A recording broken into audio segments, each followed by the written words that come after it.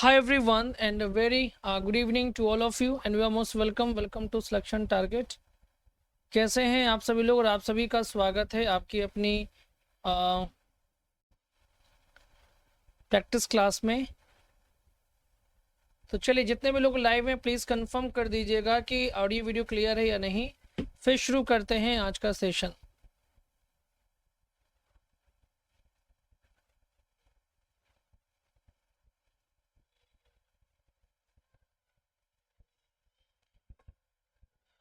ठीक है, okay, all clear, okay, thank you for the confirmation. और आज का जो प्रैक्टिस सेशन है वो आपका है 12वां, ठीक है। और अपने स्कोर चेक कीजिएगा लास्ट में कितना हुआ, और जो कमियां रहती हैं उसको सुधार करिए, जो नया मिले उसको सीखिए, और जो आपने सीखा है उसको देखिए कि उसमें आप कितना सही कर पा रहे हैं, और यही सब बातें मिला करके बनाती हैं एक बेहतरीन प्रैक्टिस, ठीक है। और आज का जो पहला क्वेश्चन है वो ये है कि ही was offended at my words. इसमें क्या होगा बताइएगा, ठीक है। चलिए, हर हर महादेव, जय माता दी। He was offended at my words, ठीक है। इसमें आप थोड़ा सा गौर कीजिएगा, यहाँ पर क्या है। मान लीजिए ये आपके सामने सेंटेंस लिखा है, तो ये पैसिव में लिखा हुआ है, क्योंकि अगर मैं इसको कन्वर्ट करूं तो ये बन जाएगा कि माई वर्ड्स, ठीक है, और फिर मैं लिखा ऑफेंडेड हिम, यानी कि मेरे शब्दों ने उसे चोट पहुंचाई या मेरे शब्दों ने उसका अपमान किया। अब आप इसका पैसिव बनाइए, कैसे बनाएंगे? तो आप बनाएंगे ही वॉज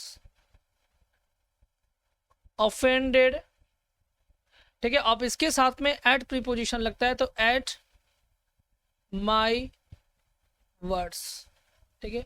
तो बी की फॉर्म के साथ में ये क्या है, वर्ब की थर्ड फॉर्म है, क्योंकि इसका पैसिव बन रहा है ना। अगर ये एडजेक्टिव होता तो इसका हम पैसिव कहाँ बना रहे होते।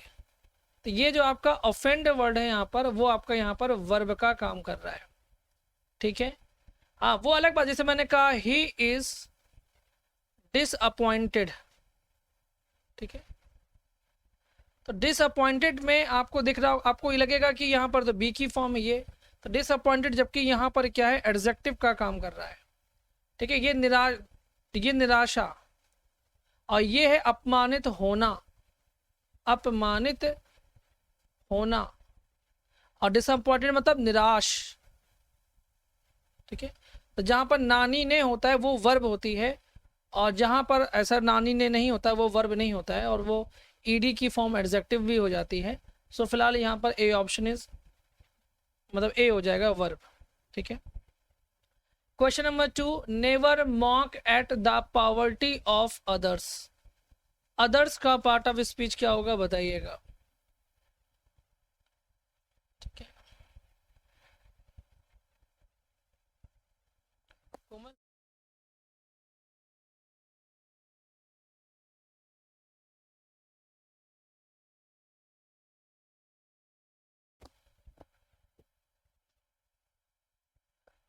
चलिए, ठीक है, इसमें क्या होगा, अदर्स का क्या होगा। देखिए यहाँ पर जो अदर्स लिखा हुआ है ये प्रोनाउन होता है, ठीक है, क्योंकि अदर जो है वो नाउन को रिप्लेस करता है। मान लीजिए बहुत सारे लोग हैं, मान लीजिए मैं बात कर रहा हूँ बहुत सारे लोगों की, मैन की बात कर रहा हूँ, तो अगर मुझे मैन के लिए मैन को रिप्लेस करना हो, अगर मान लीजिए प्रोनाउन से, तो हम उसकी जगह पर अदर्स लगा सकते हैं, है ना।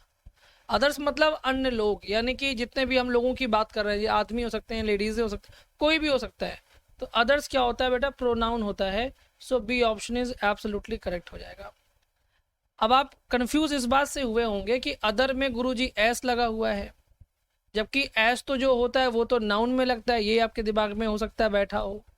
तो मैं आपको बता दूं कि अगर आप एस नहीं लगाएंगे तो ये बनेगा अदर, और फिर अदर हो जाएगा एडजेक्टिव। क्या हो जाएगा, एडजेक्टिव हो जाएगा। तो प्रीपोजिशन के बाद में एडजेक्टिव नहीं आएगा, बल्कि क्या आएगा, नाउन आता है, ये तो फिर प्रोनाउन आता है, तो ये प्रोनाउन है, इसलिए B option is absolutely correct हो जाएगा, ठीक है।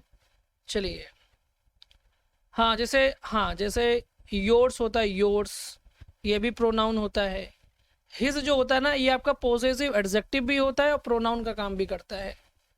ठीक है, हर्ष आपका पॉजिटिव, हर्ष आपका पॉजिटिव प्रोनाउन होता है। ठीक है, बिल्कुल। So B option is absolutely correct. Question number 3, you will profit by experience. तो प्रॉफिट का पार्ट ऑफ स्पीच क्या होगा? देखिए, सिर्फ आंसर मत कीजिए, ध्यान से समझिए, लॉजिक के साथ में आंसर करिए। समझ रहे हैं? You will profit by experience.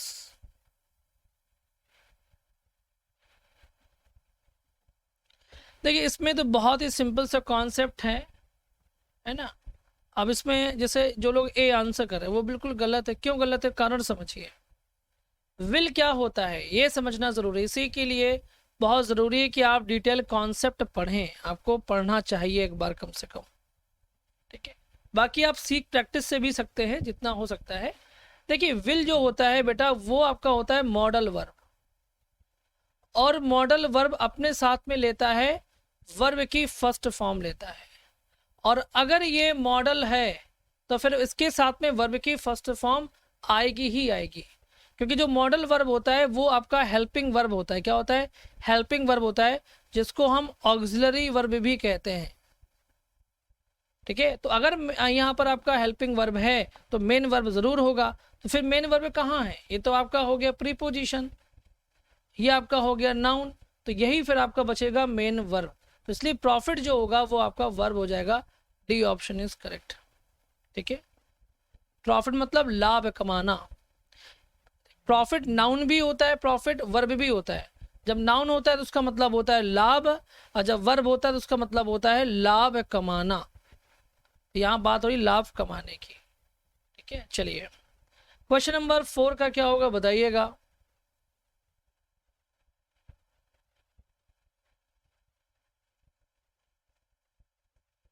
ठीक है, चलिए कोई बात नहीं। विच वन इज करेक्टली स्पेल्ड? ठीक है,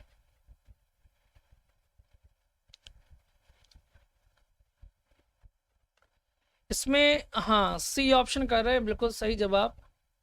पार्शियलिटी है ना, पार्शियलिटी का मतलब होता है पक्षपात। सही जवाब, C option is absolutely correct. ठीक है, question number 5, which one is correctly spelled?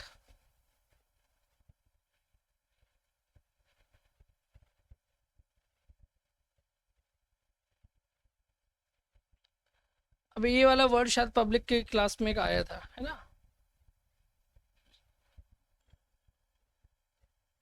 ठीक है, इसमें आया QUA, क्वे और RREL, है ना। मैंने पब्लिक क्लास में कराया, फिर भी एक आध बच्चों ने गलती की है, ज़्यादा तो नहीं किया है, बाकी सब सही कर रहे हैं। QUA क्वा और रेल RREL, क्वेरल, झगड़ा। B option is correct. Question number 6 का क्या होगा बताइएगा।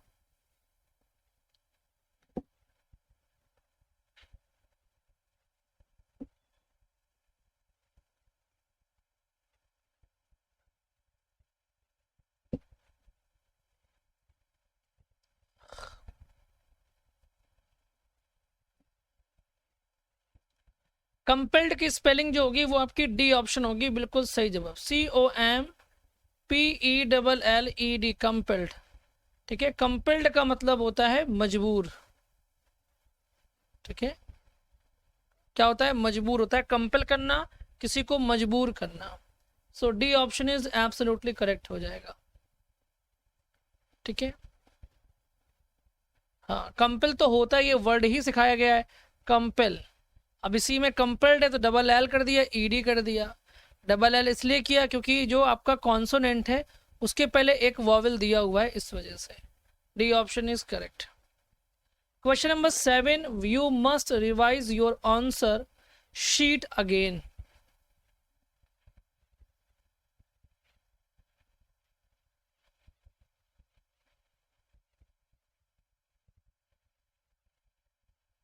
ठीक है, जी हाँ,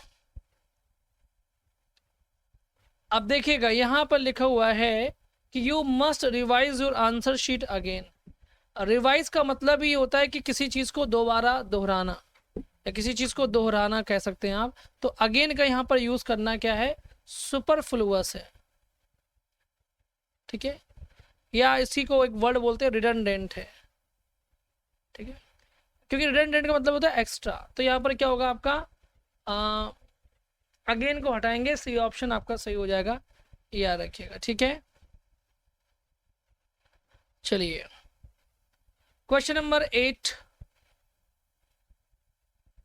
हाँ, killing of large numbers of people।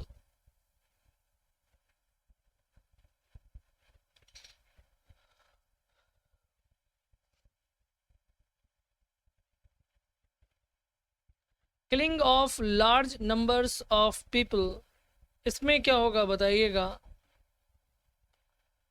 It is called carnage कहलाता है बेटा, सी नहीं होगा, कार्नेज होगा। ऐसे याद कर लीजिएगा कि कार ने क्या किया कि एक एज के लोगों को मार डाला, ऐसे याद कर सकते हैं। A large number of people, यानी जितने बुजुर्ग लोग थे बहुत संख्या में, सबको कार ने मार डाला, ऐसे आप याद कर सकते हैं। बाकी कैनिबल का मतलब होता है नरभक्षी, यानी कि इंसान को खाने वाला कैनिबल कहलाता है। होमिसाइड मतलब होता है कि मानव की हत्या। क्या होता है बेटा, मानव की हत्या। मानव हत्या मतलब ये था कि कोई भी व्यक्ति, जो भी, चाहे वो महिला हो चाहे वो पुरुष हो, उसकी हत्या करना होमिसाइड कहलाता है। पैरिसाइड मतलब डबल आर है, पैरिसाइड मतलब होता है पेरेंट्स की हत्या, ठीक है, याद रखिएगा। सो राइट ऑप्शन इज बी हो जाएगा, एब्सोल्युटली करेक्ट, ठीक है। क्वेश्चन नंबर 9 का क्या होगा, he said to her madam can I help you. हाँ, मैसेकर भी कह सकते हैं, ठीक है।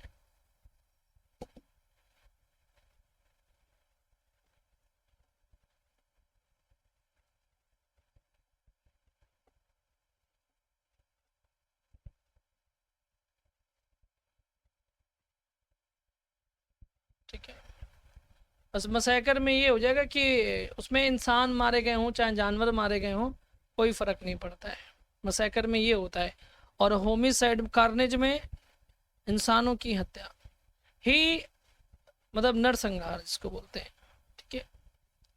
He said to her madam can I help you, इसमें अगर राइट ऑप्शन देखेंगे तो इसमें अलग अलग बच्चे आंसर कर रहे हैं, बट मैं आपको बता दूं कि इसमें डी वाला ऑप्शन सही है। कारण उसका ये है कि यहाँ पर लिखा हुआ है ही आस्क्ड हर। अगर मैडम या सर लगा हुआ है, पॉइंट सुनिएगा क्या कह रहा हूँ, अगर आपका नरेशन में, आपका जो डायरेक्ट स्पीच है उसमें अगर सर या मैडम लगा है तो आपको रिस्पेक्टफुली लगाना ही पड़ेगा। तो रिस्पेक्टफुली कहाँ पर है, यहाँ पर है और यहाँ पर भी है, तो जहाँ जहाँ नहीं है उनको एलिमिनेट कर दीजिए। पहला काम तो ये एलिमिनेट हो गया। इसके बाद में चूंकि सवाल पूछा गया है तो आपको इफ लगाना ही पड़ेगा, ही लिखना ही पड़ेगा, क्योंकि आई चेंज होगा ही के अकॉर्डिंग। और यहाँ पर कैन का कुड हो जाएगा, कुड हेल्प। यू का जो चेंजमेंट होगा वो हर के अकॉर्डिंग होगा, यहाँ पर हो जाएगा हर। सो राइट ऑप्शन डी हो जाएगा, एब्सोल्युटली करेक्ट। बात समझ में आ गई, इस बात को ध्यान रखिएगा, बहुत सिंपल सा कॉन्सेप्ट है और मैंने देखा कि कई लोगों ने गलतियां की। Question number 10, I didn't trust anybody make it passive, ठीक है।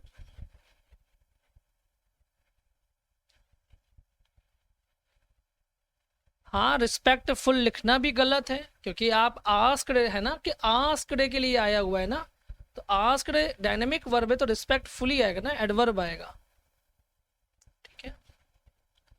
I didn't trust anybody make it passive, तो इसमें आएगा, यहाँ पर जो आपका आंसर आएगा वो आएगा nobody was trusted by me. A option is absolutely correct, ठीक है। एनीबॉडी को नोबडी में चेंज कर दिया तो सेंटेंस आपका नेगेटिव हो गया, चूंकि ये भी नेगेटिव था। डिड की जगह पर वॉज लगेगा, बिल्कुल सही जवाब। और ट्रस्ट वर्ब का बन जाएगा ट्रस्टेड, और बाई मी हो जाएगा। So A option is correct. Had been लिखना गलत है, वुड भी लिखना गलत है, हैज़ बीन लिखना भी गलत है। ए ऑप्शन इज करेक्ट, ठीक है। Question number 11, my book has been missing from my room till yesterday, इसका क्या होगा बताइएगा।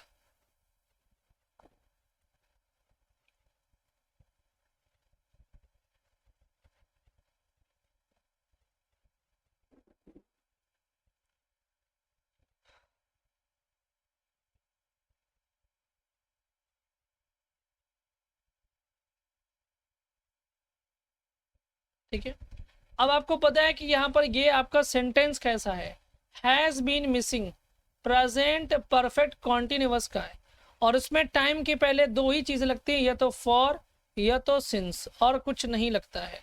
तो यस्टरडे आपके लिए क्या है, एक पॉइंट ऑफ टाइम है, तो यहाँ पर आपको इस्तेमाल करना पड़ेगा यस्टरडे के पहले सिंस का इस्तेमाल करना पड़ेगा। सो राइट ऑप्शन इज सी हो जाएगा, एब्सोल्युटली करेक्ट। ठीक है, यस्टरडे मतलब कल, बीता हुआ कल, तो एग्जैक्टली पता है बीता हुआ कल, है ना, ऐसा थोड़ी कोई भी कल, ऐसा नहीं है ना।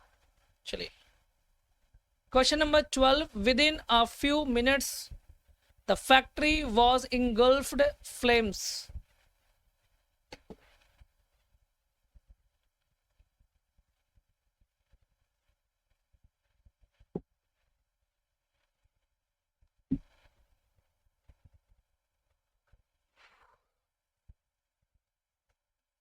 देखिए इंगल्फ का मतलब होता है निगलना, ढक लेना, ठीक है, वो चीज़, तो यहाँ पर आएगा इंगल्फ के साथ में इन। ठीक है, इन प्रीपोजिशन का इस्तेमाल किया जाता है। सो राइट ऑप्शन इज ए हो जाएगा, इनटू नहीं आएगा, इन आएगा, इंगल्फ के साथ में इन फिक्स है, फिक्स प्रेपोजिशन है ये। जो आपने कभी नहीं पढ़ा, अगर वो क्वेश्चन आपके सामने आता है ना, तो उसका आंसर अगर आप नहीं कर पाते हैं तो उसके लिए अपने आप को ना तो कोसना है, ना फ्रस्ट्रेट होना है, और ना ही रोने वाला काम करना है, उसको आपको लर्न करना है। ठीक है, ये भी ध्यान रखिएगा। आप भले ही प्रैक्टिस कर रहे हैं बट आप कहीं ना कहीं बहुत कुछ सीखेंगे भी। आई यील्डेड हिज डिमांड्स। ठीक है,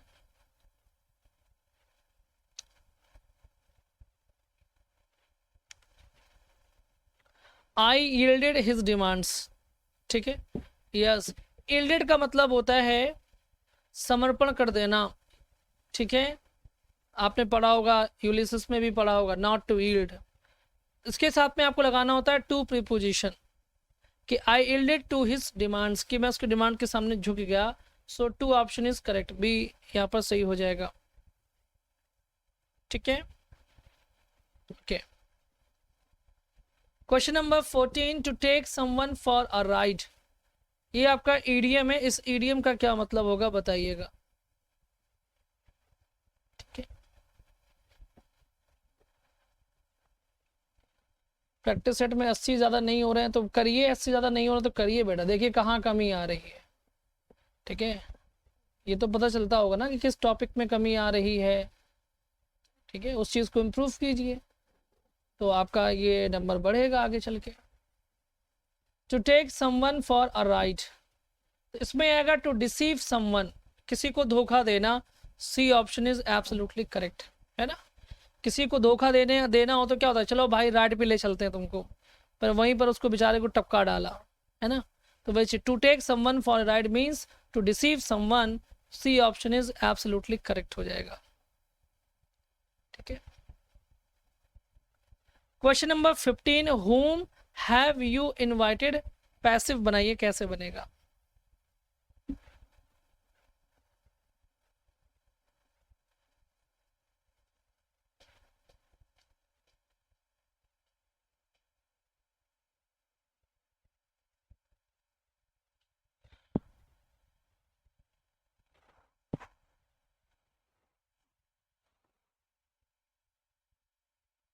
हाँ क्यों नहीं, बिल्कुल शालिनी आप कर सकती हैं, जो आप गेस कर रही हैं अगर वो भी सही निकल जा रहा है तो वो भी आप नंबर काउंट करिए। ठीक है, whom हैव यू इनवाइटेड, तो यहाँ पर whom को चेंज करते हैं तो who आता है, सही बात है। फिर इसके बाद में who के लिए आप हैज़ या हैव कुछ भी लगा सकते हैं, क्योंकि who सब्जेक्ट निश्चित नहीं है, अननोन है, बट यहाँ पर हैज़ दिया हुआ है ऑप्शन में तो हैज़ सही, has been invited by you, D option is correct हो जाएगा, याद रखिएगा। ठीक है, होम नहीं होगा, होम बिल्कुल गलत है, एब्सोल्युटली गलत है। कारण ये कि whom आपका कभी भी सब्जेक्ट नहीं हो सकता है, और ये सब्जेक्ट में सब्जेक्ट का इस्तेमाल यहाँ पर, यानी यहाँ पर whom को सब्जेक्ट बना दिया गया है। जब आप who को बनाते हैं, ठीक है, तो यहाँ पर तो खैर इस तरह से बना हुआ है, बट अगर सेंटेंस आपका whom वाला होता है एक्टिव वॉइस में, ठीक है, तो आप उसको बाय whom करके बना सकते हैं, या केवल आप who करके भी बना सकते हैं। दो तरीके से बनता है। अभी मैं पैसिव ही पढ़ा रहा हूँ, तो वही कल बच्चों को समझाया बहुत सारी चीज़ें, ठीक है। तो इसमें अगर D option is correct. Question number 16, my brother plays football, तो इसमें क्या होगा बताइए। नेगेटिव बनाना है, बनाइए।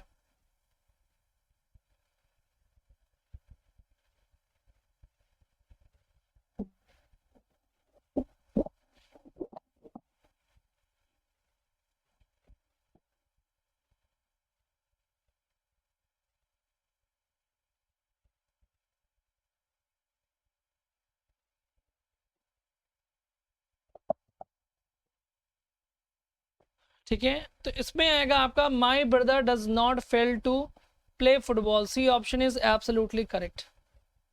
ठीक है, my brother does not fail to play football, C option is absolutely correct हो जाएगा। ठीक है, नॉट और फेल टू मिलाकर के सेंटेंस आपका नेगेटिव भी हो जाता है और सेंस भी नहीं चेंज होता है। C option is correct. Question number 17, that which can not be guessed और calculated, fail to add, fail to लगाया ही जाता है। अगर आपने डिटेल पढ़ा है कभी तो ट्रांसफॉर्मेशन में आपको बताया जाएगा कि वहाँ पर सेंटेंस में फेल का इस्तेमाल किया ही जाता है, यानी कि वह फुटबॉल खेलने में फेल नहीं हुआ, इसका मतलब या आप ये कहिए कि वह फुटबॉल खेलने में फेल नहीं होता है, मतलब वह फुटबॉल में खेल होता है, यानी वह फुटबॉल खेलता है, ये कह दीजिए। ठीक है, आज समझ में आ गई। तो सेंस बदलना नहीं चाहिए, इसलिए डबल नेगेटिव वर्ड का इस्तेमाल किया जाता है। इसमें बोलेंगे इम्पॉन्डरेबल, जिसको आप गेस नहीं कर सकते, जिसको आप कैलकुलेट नहीं कर सकते, वो इम्पॉन्डरेबल कहा जाता है। D option is correct. Imposture का मतलब होता है ढोंगी, और इम्पुडेंट का मतलब होता है बेशर्म किस्म का व्यक्ति। ठीक है, और इनवल्नरेबल का मतलब होता है अकाट। ठीक है, याद रखिएगा। So D option is absolutely correct, यानी जिसको डैमेज नहीं किया जा सकता वो कहलाता है इनवल्नरेबल। ठीक है, डी ऑप्शन इज करेक्ट हो जाएगा फिलहाल, इम्पॉन्डरेबल। क्वेश्चन नंबर 18 का क्या होगा वो बताइएगा।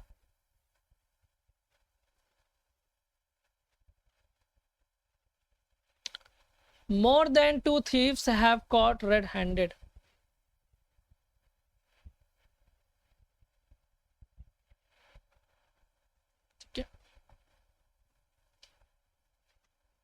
इसमें आपको मोर देन वाले में याद रखिएगा आपको 3 कॉन्सेप्ट सिखाए जाते हैं।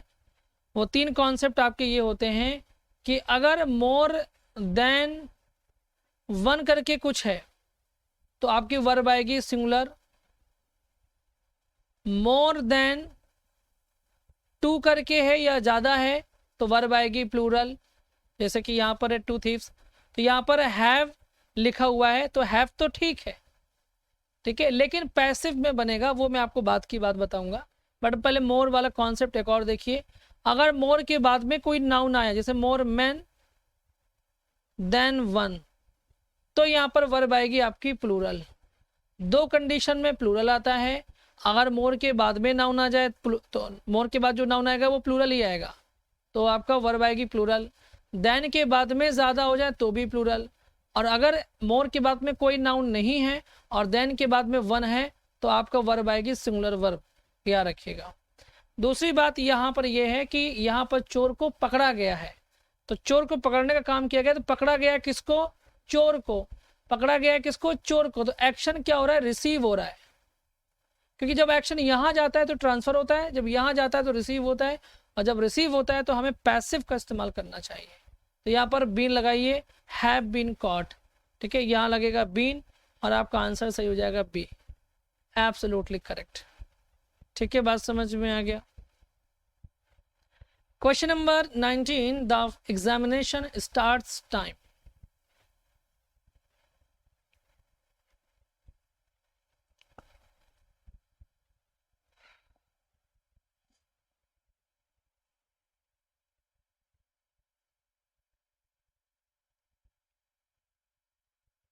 चलिए the examination starts on time होगा, क्योंकि परीक्षा या कोई भी चीज़ जो बिल्कुल समय पर शुरू होती है उसके लिए हम ऑन प्रीपोजिशन का इस्तेमाल करते हैं।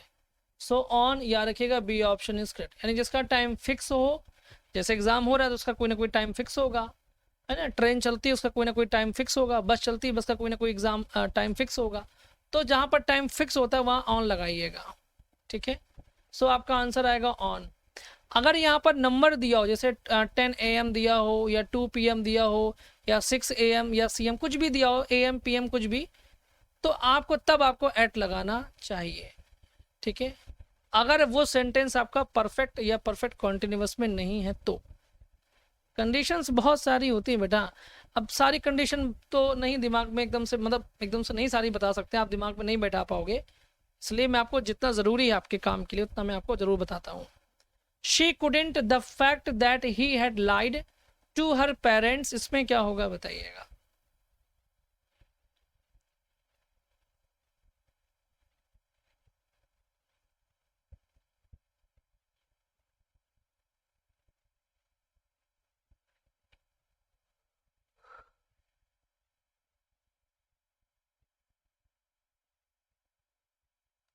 चलिए 20 का जो आंसर होगा ना, she could not put up with the fact. Put up with का मतलब होता है किसी ऐसी चीज को एक्सेप्ट करना जिसको आपको एक्सेप्ट करने का मन ना हो। जैसे कि उसने यहाँ पर पहली बात थोड़ी सी मिस्टेक बेटा है, थोड़ी सी मिस्टेक यहाँ पर टाइपिंग की हो गई है, वो ये कि यहाँ पर शी होना चाहिए था, ठीक है, और यहाँ ही लग गया, तो हर पेरेंट्स के लिए है ना, तो यहाँ पर ये हो जाएगा, ठीक है। तो यहाँ पर मैं आपको शी कर देता हूँ ऐसे। चलिए तो याद रखिएगा, पुट अप विथ का मतलब होता है कि स्वीकार करना उस चीज़ को जो चीज़ बहुत ही बुरी है, कड़वी है, उसने जो अपने पिता से झूठ बोला है वो उसको स्वीकार नहीं कर सकी। Put up with, D option is correct हो जाएगा। पुट डाउन का मतलब होता है कुचल देना, सप्रेस करना किसी को। पुट ऑन का मतलब होता है पहनना कोई चीज़, और पुट ऑफ का मतलब होता है किसी चीज़ को टाल देना, यानी कि पोस्टपोन कर देना, ठीक है। ये बात याद रखिएगा, ठीक है। सो राइट ऑप्शन डी हो जाएगा एब्सोल्युटली करेक्ट, ठीक है ना। Question number 21, the company decided to the project due to budget constraints, इसमें क्या होगा बताइएगा।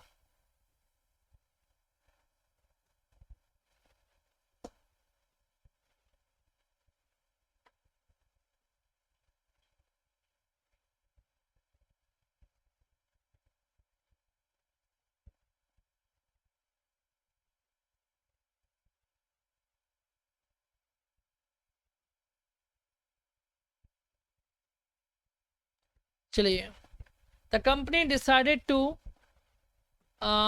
ड्यू टू बजट कॉन्स्टेंट, यानी कि बजट की बाध्यता की वजह से कंपनी ने क्या डिसाइड किया, टू कॉल ऑफ लिख दीजिए। कॉल ऑफ का मतलब होता है कैंसिल कर देना, यानी कंपनी ने निर्णय लिया कैंसिल करने का प्रोजेक्ट को, है ना, बजट बाध्यता की वजह से। यानी कंपनी के पास में पर्याप्त बजट नहीं था, इसलिए कंपनी को क्या करना पड़ा, कॉल ऑफ करना पड़ा, कैंसिल करना पड़ा। कैरी ऑन का मतलब होता है जारी रखना, यानी कि गो ऑन, ठीक है, जारी रखना, कॉन्टिन्यूअस करना। ब्रिंग अप का मतलब होता है किसी की केयर करना, लालन पालन करना। और ब्रेक डाउन का मतलब होता है, बहुत तरह के इसके दो मतलब होते हैं। पहली बात तो ये है कि किसी चीज़ का अचानक से काम करना बंद कर देना, या किसी व्यक्ति का भावनात्मक रूप से टूट जाना, वो चीज़, ठीक है। सो यहाँ पर राइट ऑप्शन फिलहाल क्या होगा आपका, ए होगा, कैर कॉल ऑफ, ठीक है। ए ऑप्शन इज एब्सोल्युटली करेक्ट। बात समझ में आ गई। चलिए ठीक है, question number 22, antonym of chastise.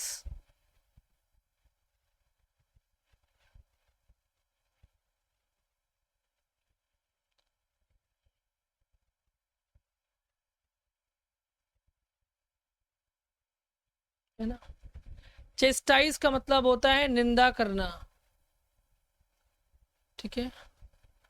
Chastise मतलब होता है निंदा करना, तो इसका उल्टा होगा इनकरेज करना, यानी कि साहस बंधाना, है ना। एक लोग वो होते हैं जो आपकी निंदा करते हैं, एक लोग वो होते हैं जो आपको कुछ काम करने के लिए इनकरेज करते हैं। तो ये आपका एंटोनिम हो जाएगा। फैसिनेट का मतलब होता है आकर्षित करना, है ना, कोई काम आपको बहुत फैसिनेट करता है। कंसीडर माने विचार करना, डिस्पाइज माने घृणा करना। सो राइट ऑप्शन इज सी हो जाएगा, absolutely correct. Question number 23, find out the correct sentence. इसमें क्या होगा बताइएगा।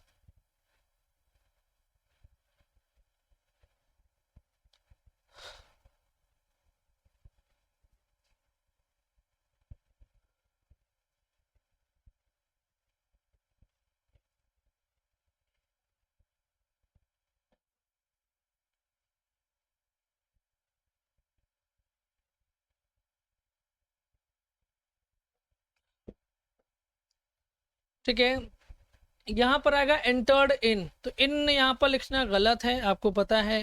एंटर्ड के साथ में कोई भी प्रपोजिशन नहीं आता। He will not break his words, यहाँ पर वर्ड लिखा हुआ है, ये बात बिल्कुल सही है, बिल्कुल सही है। यानी he will not break his word का मतलब ये होगा कि वह अपना वादा नहीं तोड़ेगा। यहाँ पर वर्ड का मतलब है वादा। जब भी वादे का सेंस होता है तो हम वर्ड का इस्तेमाल करते हैं, और जब भी एक शब्द, ठीक है, अगर एक शब्द का होगा तो भी हम वर्ड का इस्तेमाल कर सकते हैं, बट अगर ज़्यादा शब्द हैं, ठीक है, तो हम वर्ड्स का इस्तेमाल करते हैं, याद रखिएगा। तो ये वाला बिल्कुल सही है। इसमें क्या लिखा हुआ है कि ए के साथ में लॉट्स नहीं आ सकता, गलत है। क्या होता है, अ लॉट ऑफ होता है, या तो अ लॉट ऑफ होता है और या फिर लॉट्स ऑफ होता है, बट ए के साथ में आप लॉट्स नहीं लगा सकते हैं, ठीक है। और द फ्रेंच, यहाँ पर द फ्रेंच का मतलब हो गया कि पूरे फ्रांसीसी लोगों की बात हो रही है, ठीक है। किसकी बात हो रही है, पूरे फ्रांसीसी लोगों की बात हो रही है, क्योंकि जब भाषा में, लैंग्वेज में दा लगता है तो वो वहाँ के लोगों को रिप्रेजेंट करता है, और लोग ज़्यादा हैं तो यहाँ पर वॉज नहीं आएगा बल्कि वर का इस्तेमाल किया जाएगा। सो राइट ऑप्शन इज बी हो जाएगा, एब्सोल्युटली करेक्ट। ठीक है, बात समझ में आ गई, चलिए क्लियर हो गई बात, okay.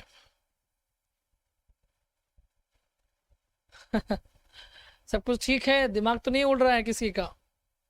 Question number 24, this book is 5 rupees cheaper than your.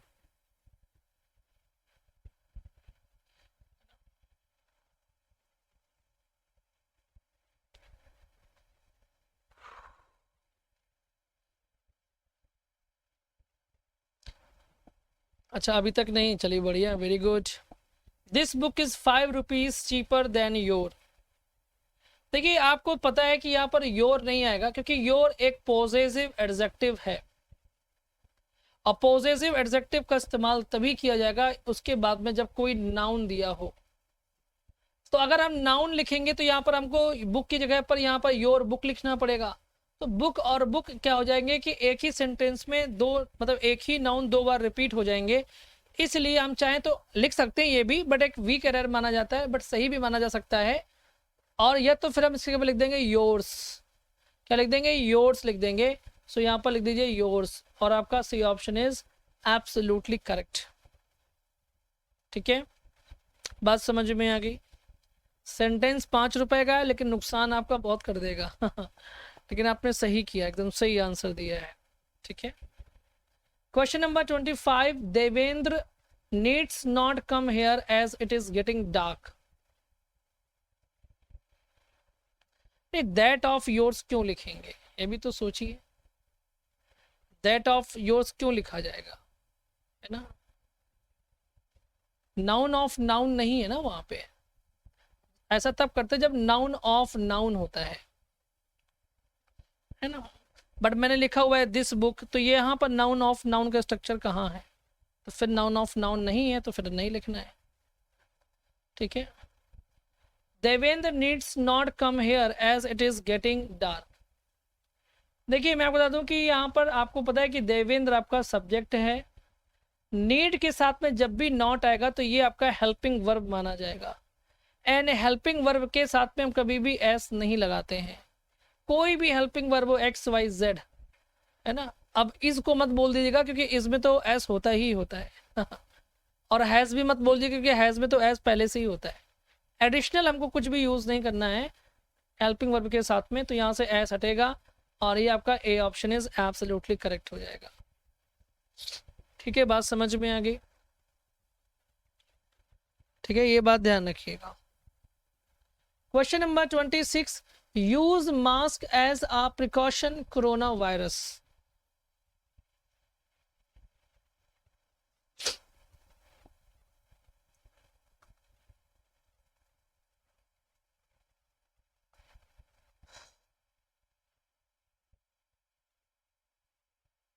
नहीं, टू नहीं आएगा क्योंकि हेल्पिंग वर्ब के साथ में इन्फिनिटिव नहीं आता है। ठीक है, use mask as a precaution, precaution किसके खिलाफ ले रहे हैं आप? कोरोना वायरस के, तो यहाँ पर आएगा अगेंस्ट। ठीक है, सो आपका आएगा C option is absolutely correct. ठीक है, इज दैट क्लियर? चलिए, question number 27, find out the correct sentence.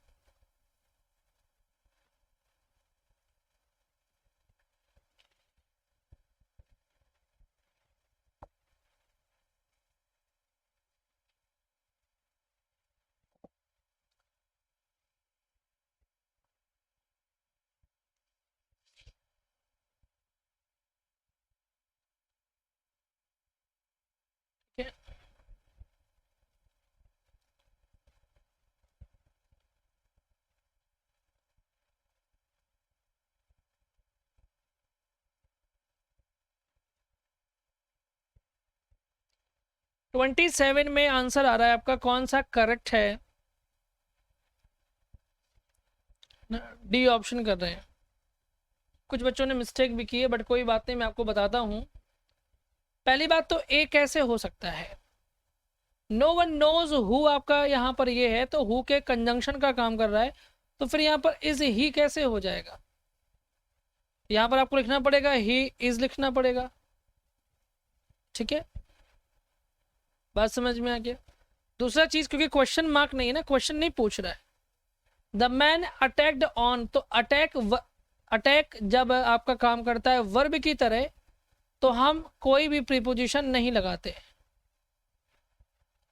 लेकिन जब अटैक आपका काम करता है नाउन की तरह, तो हम ऑन प्रीपोजिशन लगाते हैं। जैसे मैंने कहा द अटैक ऑन, मैंने कहा द अटैक ऑन हर, तो यहाँ पर ऑन क्या है? अब लग सकता है प्रीपोजिशन अटैक के साथ में, because here attack is noun. Is that clear? और यहाँ पर दीज के साथ में काइंड्स आएगा और वर्ब भी प्लूरल है, सो कोई दिक्कत की बात नहीं है। तो यहाँ पर मिस्टेक थी और इसमें कोई मिस्टेक नहीं, lives in the next house, तो D option is absolutely correct हो जाएगा। ठीक है, आसान है, कोई दिक्कत नहीं है।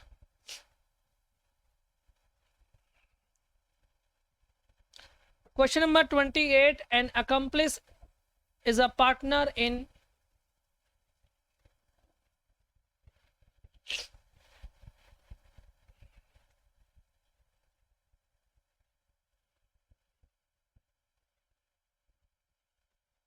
ठीक है, इसमें आएगा क्राइम आएगा। ठीक है, एकम्प्लिस किसको कहते हैं? जो क्राइम में पार्टनर होता है, बिजनेस में नहीं, जो क्राइम में पार्टनर होता है, अपराध से। तभी तो एकम्प्लिस का मतलब होता है सह अपराधी।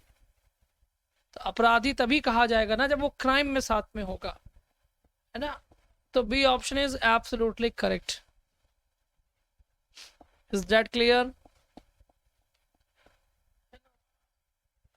29, which one is correctly spelled?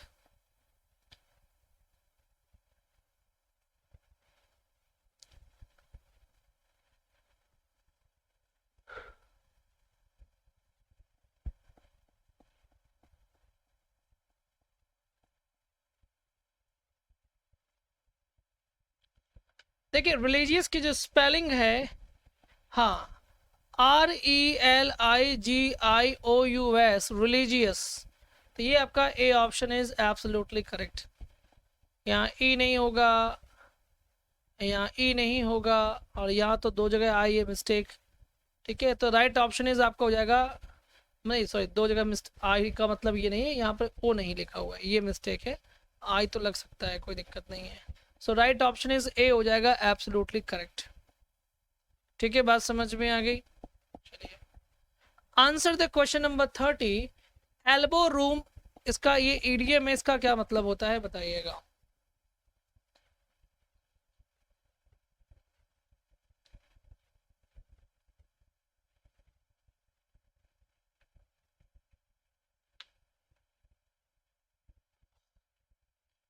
Elbow room का मतलब होता है फ्रीडम, है ना।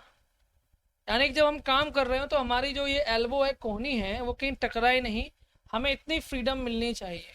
ठीक है, तो यहाँ पर होगा फ्रीडम, आज़ादी। एल्बो रूम का मतलब होता है आज़ादी, काम करने की आज़ादी। हाँ, freedom to do something, yes you are right, है ना। फ्रीडम टू डू समथिंग ये ईडीएम का मतलब होता है, तो यहाँ पर फ्रीडम लिखा गया है, बिल्कुल सही है, सी ऑप्शन इज करेक्ट हो जाएगा। ठीक है,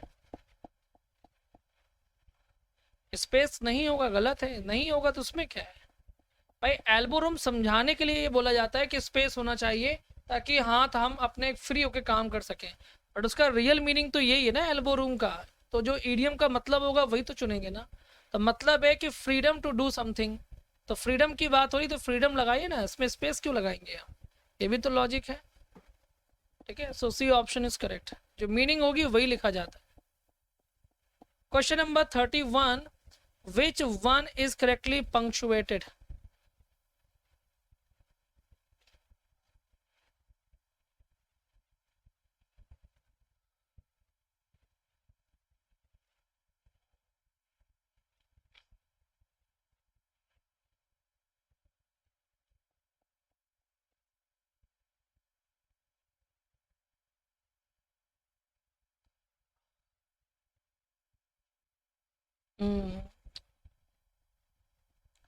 वेरी गुड। चलिए इसमें क्या होगा, डी ऑप्शन कर रहे हैं आप लोग, है ना, डी वाले बिल्कुल सही जवाब दे रहे हैं, है ना। क्योंकि आपको सोचिए ना, लिखा हुआ है द वर्ड्स, तो कौन से वर्ड, द प्रोहिबिटेड एरिया, ये मेन वर्ड है ना, तो इसको हाईलाइट करना पड़ेगा, जो कि यहाँ पर किया गया है, यहाँ पर भी किया गया है, बट यहाँ कॉमा नहीं लगाया गया, और यहाँ हाईलाइट किया ही नहीं गया, देख लीजिए। सो इसलिए जो आपका राइट ऑप्शन होगा वो डी हो जाएगा, एब्सोल्युटली करेक्ट, है ना। The words the prohibited area, article का टी कैपिटल बनेगा, प्रोहिबिट का भी पी कैपिटल बनेगा, और ए का भी कैपिटल ए बनेगा, एरिया का। रीज़न ये क्योंकि ये एक तरह का नाम है, तो चाहे बुक का नाम हो या कोई कोटेशन हो, तो उसमें आपको पता है कि प्रेपोजिशन तो स्मॉल बनते हैं, लेकिन बाकी सब कैपिटल बनते हैं, याद रखिएगा। So D option is absolutely correct. 32, the news is too good to be true, इसका क्या होगा, रिमूव टू करिए, बता दीजिए।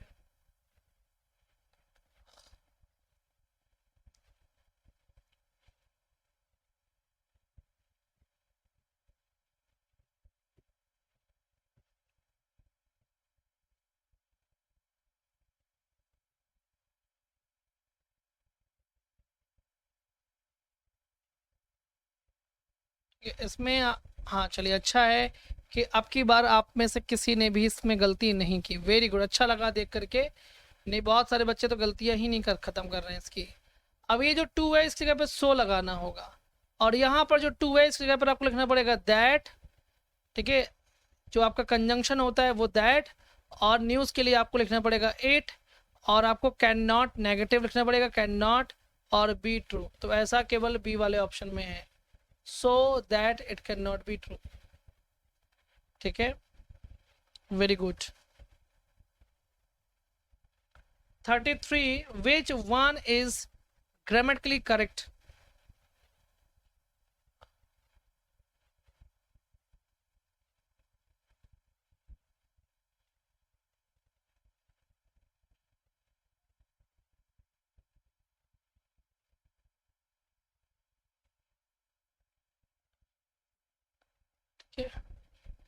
इसमें हो जाएगा I am sometimes vexed at his behaviour, D option is absolutely correct.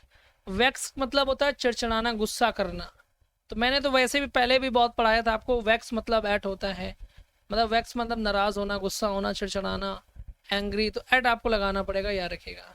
तो वैक्स एट समथिंग, ठीक है।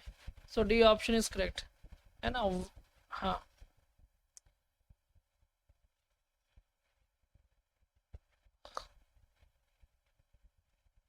साउंड ऑफ एसेस, गधे की आवाज कैसी होती है? गधे की आवाज,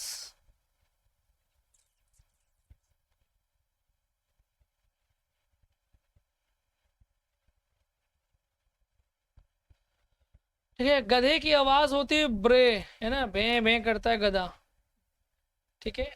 ये तो घोड़े की आवाज होती है, हॉर्स की। ये जयकॉल की आवाज होती है, ये आपकी बिल्ली की आवाज होती है। सो राइट ऑप्शन इज ए हो जाएगा, एब्सोल्युटली करेक्ट, ठीक है। हाँ, नहीं, ठीक है, बात समझ में आ गई। क्वेश्चन नंबर 35 का क्या होगा वो बताइएगा।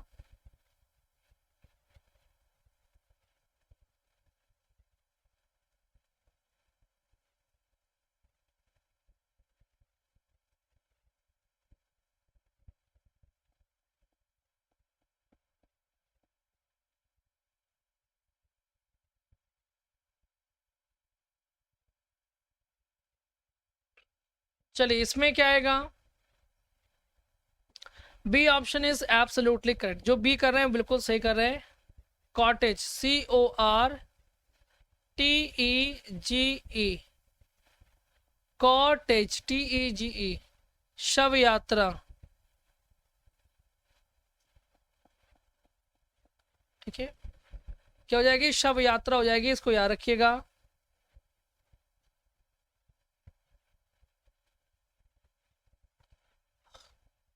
क्वेश्चन नंबर 36, कॉम्प्लेक्स बनाना है, बनाइए। चलिए, the management is thoroughly bad, make it complex.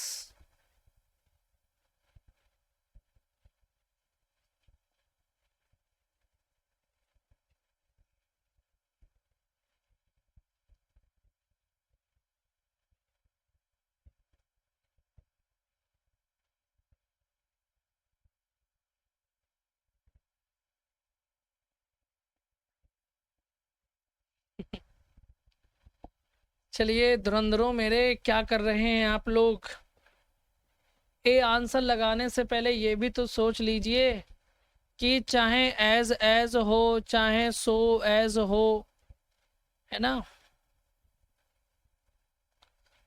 तो ये जो बीच में आपका जो भी एडजेक्टिव आता है बेटा, वो पॉजिटिव डिग्री आता है, तो ये तो कंपैरेटिव डिग्री है, तो गलत हो जाएगा।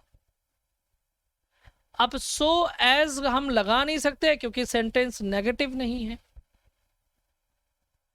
अब यहाँ पर as bad as it could be, ये आपका सही है, और एज और सो ऐसा कोई कंजंक्शन होता ही नहीं है, तो ये गलत हो जाएगा।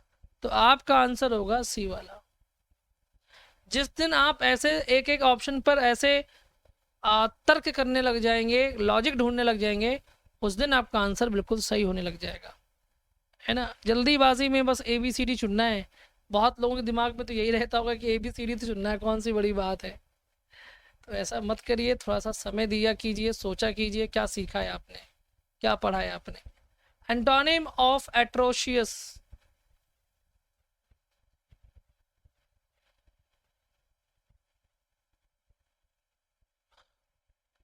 ठीक है। चलिए तो बस समझिए, थैंक यू। इसमें क्या आएगा? हाँ, एट्रोशियस मतलब होता है भयानक, तो इसका हो जाएगा प्लेजेंट। नॉइजी मतलब होता है कोलाहलपूर्ण। वायलेंट मतलब हिंसक। टैक्टलेस का मतलब होता है असभ्य। सो राइट ऑप्शन इज बी हो जाएगा, एब्सोल्युटली करेक्ट, ठीक है। इसमें कोई दिक्कत नहीं है, आसान है। 38, सिनोनिम ऑफ एम्ब्रोग्लियो, इसका क्या होगा बताइएगा।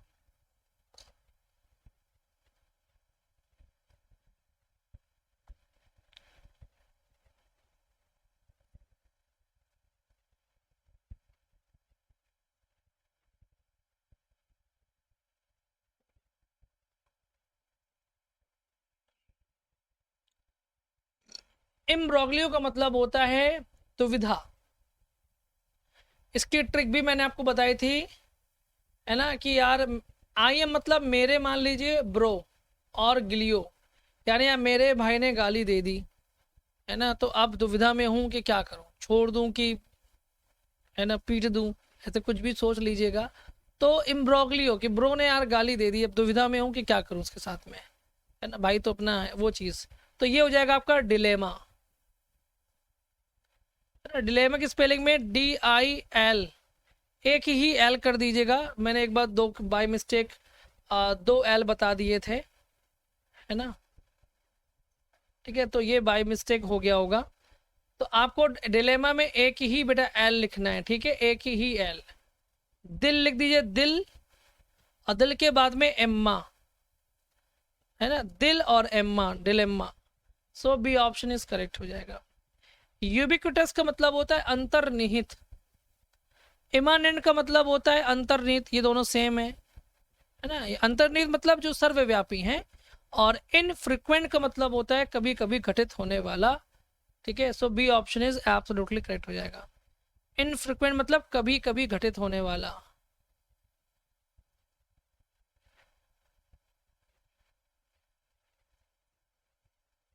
ठीक है, सो राइट ऑप्शन बी हो जाएगा, ठीक है।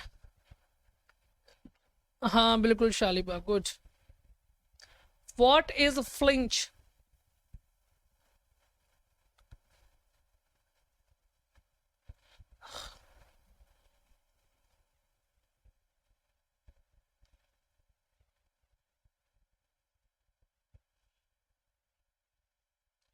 आई थिंक मैंने आज ही फ्लिंच वोकैब की क्लास में पढ़ाया है। जो बच्चे आज वोकैब क्लास में होंगे तो मैंने आज ही पढ़ाया। फ्लिंच मतलब होता है to make a sudden movement backward, यानी कि पीछे हट जाना, बच निकलना जिसको कहा जाता है। पीछे हट जाना, बच निकलना, फ्लिंच, कि भैया फ्लाई कर गए इंच भर जगह देख करके, जैसी समस्या पैदा हुई उड़ गए, थोड़ी सी जगह मिली भाग गए, यानी बच निकले। यानी कि बैकवर्ड का मतलब होता है पीछे हट जाना, बच निकलना। D option is absolutely correct, है ना। चलिए 40 का क्या होगा? Unless care of his health he recover.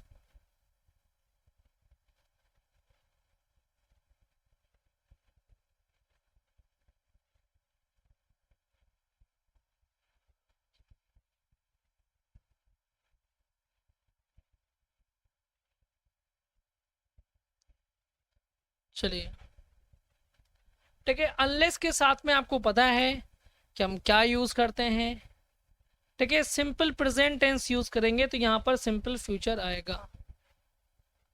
B कैसे हो सकता है बेटा? क्या इतना ही पढ़ के सेंटेंस में आंसर कर देते हैं क्या आप लोग? जो बी वाले हैं मुझे एक बात बताओ बेटा, क्या बस इतना ही पढ़ते हैं आप, आगे नहीं पढ़ते?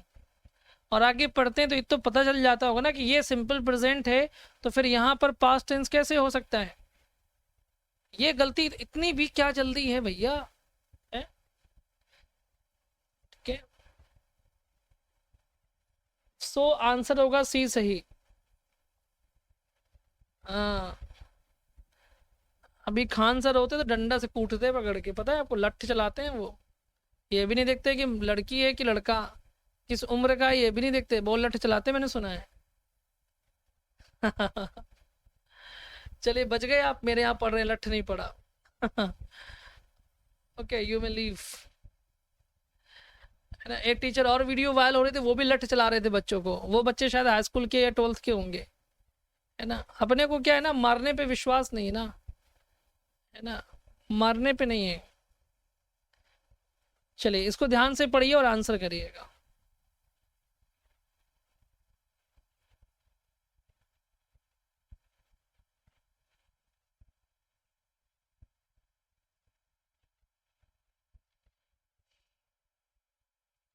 आप लोगों के आंसर जितनी जल्दी आते हैं, एक चीज तो कंफर्म कर देते हैं आप, और पता है क्या कंफर्म कर देते हैं? ये कंफर्म कर देते हैं कि आप यहाँ से यहाँ तक देखते तक नहीं, आपको बस पहला क्वेश्चन का आंसर करने से मतलब लग रहता है बस।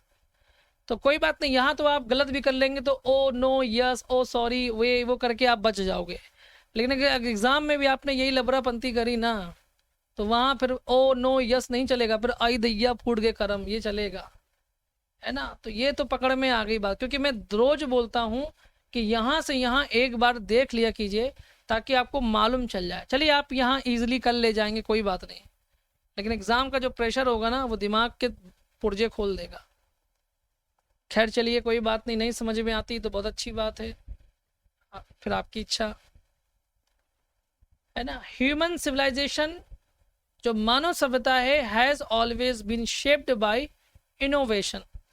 इनोवेशन आएगा, यानी जो मानव सभ्यता है वो धीरे धीरे इनोवेशन से बनी है ना। धीरे धीरे उसने अपने आप को इम्प्रूव किया है, नई नई चीज़ें धीमे धीमे खोजी हैं। ट्रेडिशन माने तो परंपराएं होती हैं, परंपराओं से सभ्यताएं थोड़ी बनी हैं, जो उन्होंने धीरे धीरे आज मॉडर्न एज में हैं तो उन्होंने आज बहुत विकास कर लिया है। कंजर्वेशन मतलब होता है रूढ़िवाद, और एक्सप्लॉयटेशन मतलब होता है शोषण। तो ये आपका आंसर फिलहाल ए सही हो जाएगा, ठीक है। काफ़ी बच्चे बी भी कर रहे थे। चलिए इसमें क्या होगा बताइएगा।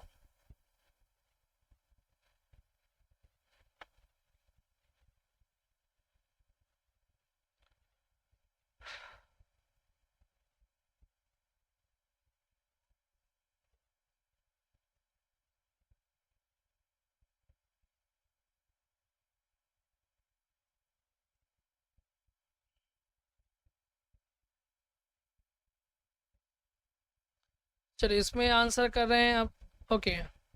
अब देखिए हम लोग इस सभ्यता की बात कर रहे हैं तो हम ये भी कह रहे हैं कि खोज से लेकर, किसकी खोज, आग की खोज से लेकर के और इंटरनेट की खोज तक, जो टेक्नोलॉजी एडवांसमेंट हैव कॉन्टिन्यूअली अल्टर, बदलती रही है द कोर्स ऑफ हिस्ट्री, यानी कि इतिहास के पहलुओं को।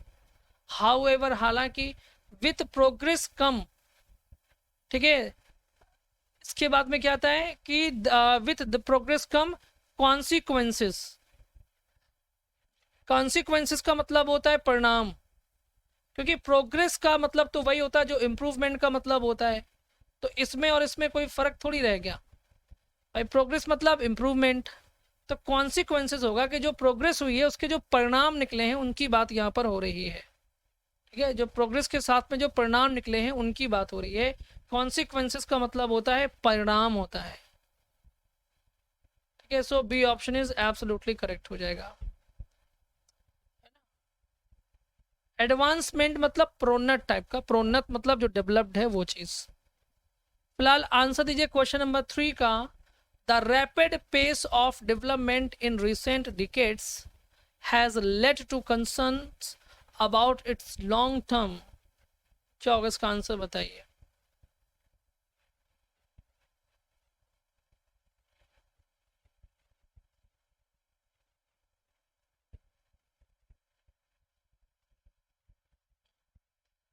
अब देखिएगा, अब एक वर्ड इसमें है इम्पैक्ट और एक वर्ड है इन्फ्लुएंस। तो याद रखिएगा, जैसे कोई भी चीज़ होती है, जैसे आपको मैं बताता हूँ, दोनों में फ़र्क है, इम्पैक्ट और इन्फ्लुएंस में फ़र्क होता है।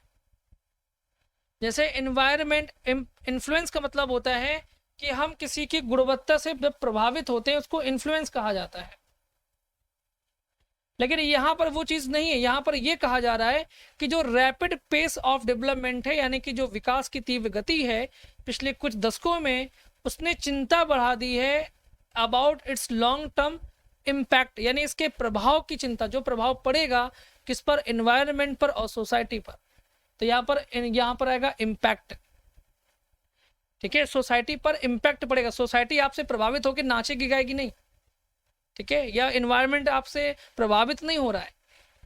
इम्पैक्ट माने होता है, ठीक है, कोई उस पर प्रभाव पड़ना है वही चीज़, लेकिन ये प्रभावित होना है, ये प्रभाव पड़ना है, दोनों में फ़र्क है, ठीक है। बेनिफिट्स माने होता है लाभ, और आउटकम्स का मतलब होता है वही लाभ कह सकते हैं, या जो परिणाम होते हैं वो कह सकते हैं आप, ठीक है। फिलहाल 3 का ए आंसर हो जाएगा, ठीक है। नेक्स्ट वन, ठीक है। इसलिए कहता हूँ पूरा पैरा पढ़ने से आपको एक ओवरव्यू मिलता है और उसी तरह की टर्मोलॉजी हमको यूज़ करनी होती है।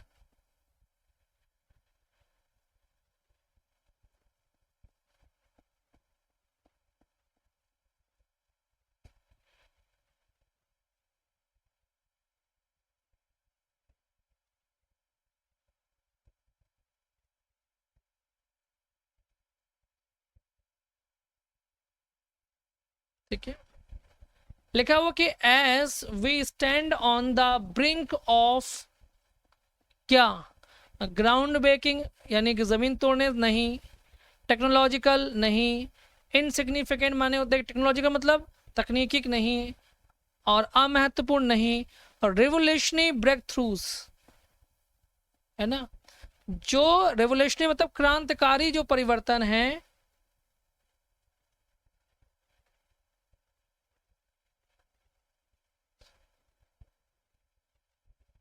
ठीक है, ब्रेक थ्रू का मतलब होता है जो क्रांतिकारी परिवर्तन है उसकी बात है, कि हम लोग क्रांतिकारी परिवर्तन के किनारे पर खड़े हैं, ठीक है, इट इज क्रूशल, ठीक है, यानी कि हम क्रांतिकारी ब्रेक थ्रू मतलब होता है कोई चीज़ की आप कह सकते हैं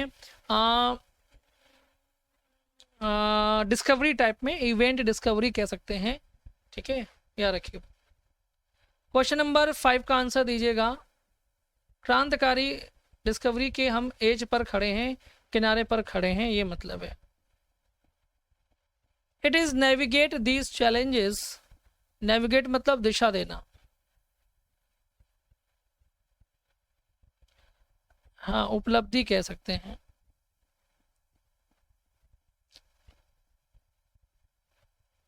ठीक है। इट इज क्रूशल मतलब इंपॉर्टेंट है, क्रूशल मतलब महत्वपूर्ण, टू नेविगेट दिशा देना, दीज चैलेंजेस इन चैलेंजेस को कैसे, carefully and responsibly, so B option is absolutely correct हो जाएगा, ठीक है। ये जो चैलेंज है इनको ध्यानपूर्वक और रिस्पॉन्सिबली क्या करना चाहिए, क्योंकि एंड लगा हुआ है ना, तो एंड जो होगा दोनों साइड में पॉजिटिव वर्ड लेता है, तो carefully, so B option is correct हो जाएगा, ठीक है। तो ये तो हो गया आपका क्लोज टेस्ट, तरीके मैंने आपको सारे बताएं, वो एक अलग बात है कि आप अपनी जल्दबाजी में उसको यूज़ ना करें, वो आपकी इच्छा पर छोड़ देता हूँ मैं। आगे चलते हैं, ठीक है।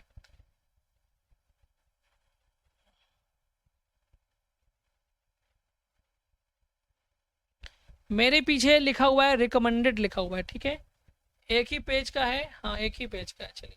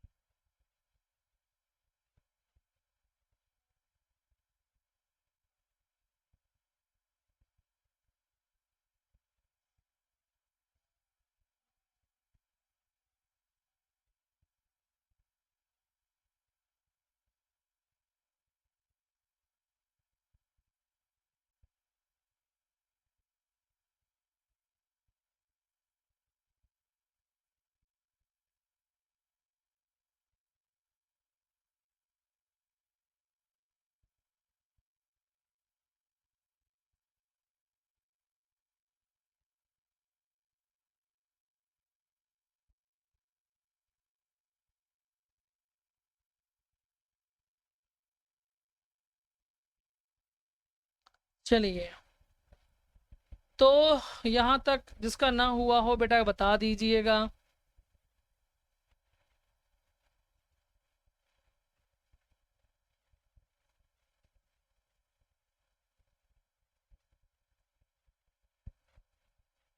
चलिए हो गया है, ठीक है, ओके, तो बढ़िया है, फिर आगे बढ़ते हैं, और आपके सामने पहला क्वेश्चन ये रहा, what is the main topic of the passage.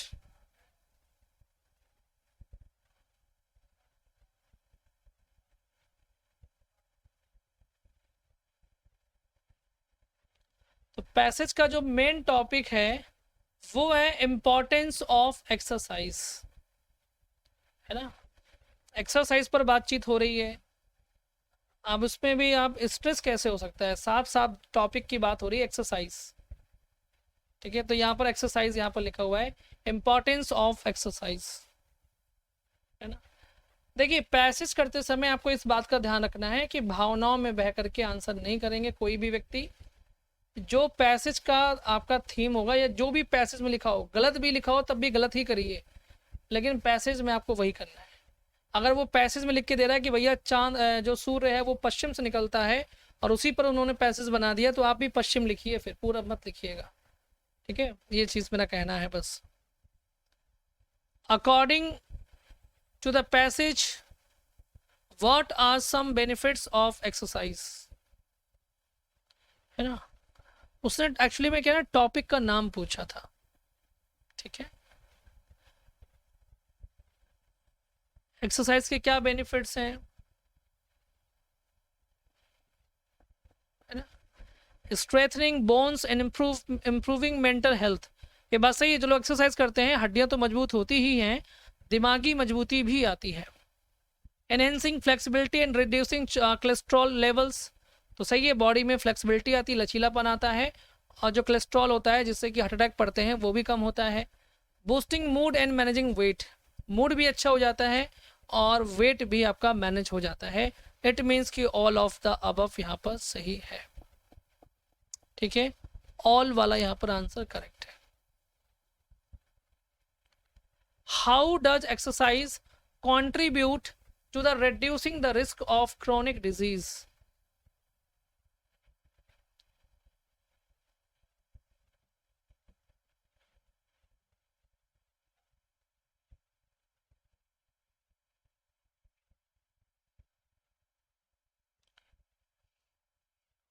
कैसे एक्सरसाइज जो है वो कंट्रीब्यूट करती है क्रॉनिक डिजीज के रिड्यूस करने में, है ना, हार्ट अटैक वगैरह, ठीक है।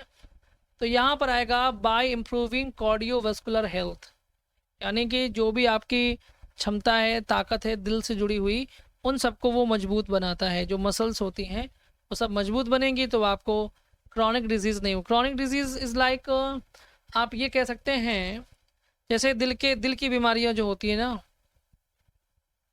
ठीक है, हाँ,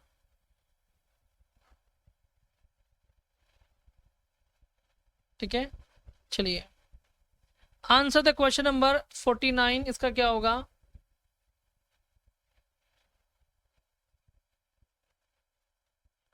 कोई बात नहीं। Why is exercise recommended beyond physical health benefit,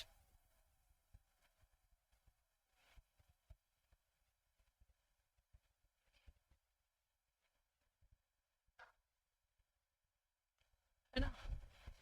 जो एक्सरसाइज है वो फिजिकल हेल्थ बेनिफिट के अलावा वो बूस्ट करता है आपके मूड को और आपके स्ट्रेस लेवल को कम करता है, बढ़ाता नहीं है, डिहाइड्रेशन को रोकता नहीं है, स्लीप क्वालिटी को इम्प्रूव करता है, वो अलग बात है। बी ऑप्शन यहाँ पर आपका सही हो जाएगा, याद रखिएगा, ठीक है।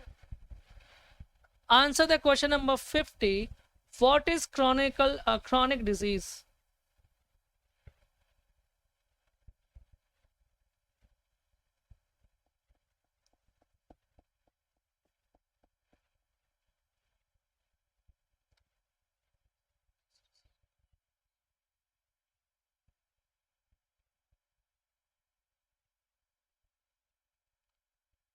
क्रॉनिक डिजीज जो होती है वो डायबिटीज, कैंसर, हार्ट डिजीज, ये सब होती है। डी ऑप्शन इज करेक्ट, ठीक है, ये होती है क्रॉनिक डिजीज।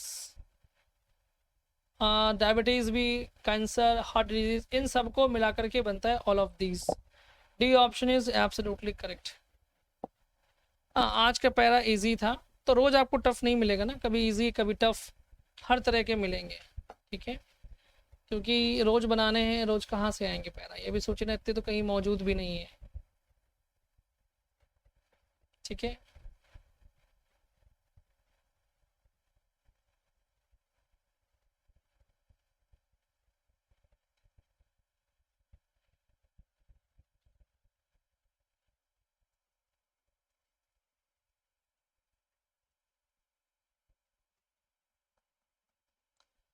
अच्छा, कोई कह रहा है कैंसर तो पैसेज में नहीं दिया था, लेकिन आप ये भी सोचिए ना कि डायबिटीज और हार्ट डिजीज दिया हुआ था कि नहीं दिया हुआ था, तो फिर तब भी आप दो में से तो एक चुन नहीं सकते हैं, तो ऑल ऑफ दीज ही आएगा वहां पर, ठीक है।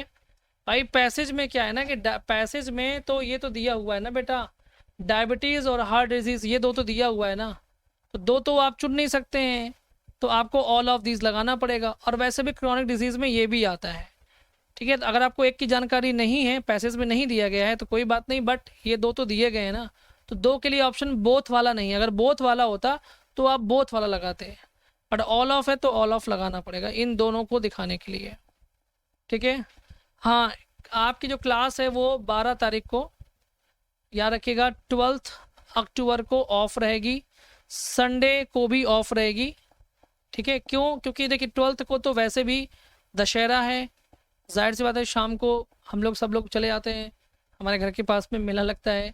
और उस दिन तो एक्चुअली में क्या है, मेरे फ्रेंड की माताजी ख़त्म हो गई थी, तो उनकी 13वीं भी है 12 तारीख को ही, और वो हमारे घर के पड़ोस में रहते हैं, तो हमारा तो वो उस घर तो वो उनकी हेल्प के लिए उन्होंने हमको फ़ोन किया था, तो हमें वहाँ जाना ही होगा, ठीक है। क्योंकि अब सुख दुख में साथ देना ज़रूरी है, तो त्यौहार भी मनाएंगे साथ में, वो भी काम करेंगे। बाकी संडे है, संडे को साफ़ सफाई भी करना है।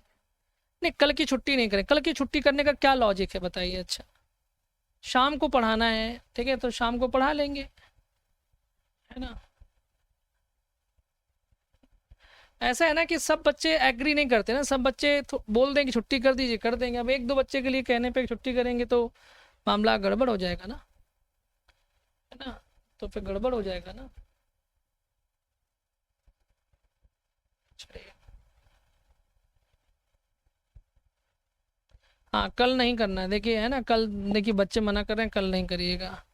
ओके, वेरी गुड, ठीक है। चलिए, आपने क्लियर कर दिया, कल छुट्टी नहीं है, लेकिन सैटरडे संडे ऑफ रहेगा, ठीक है।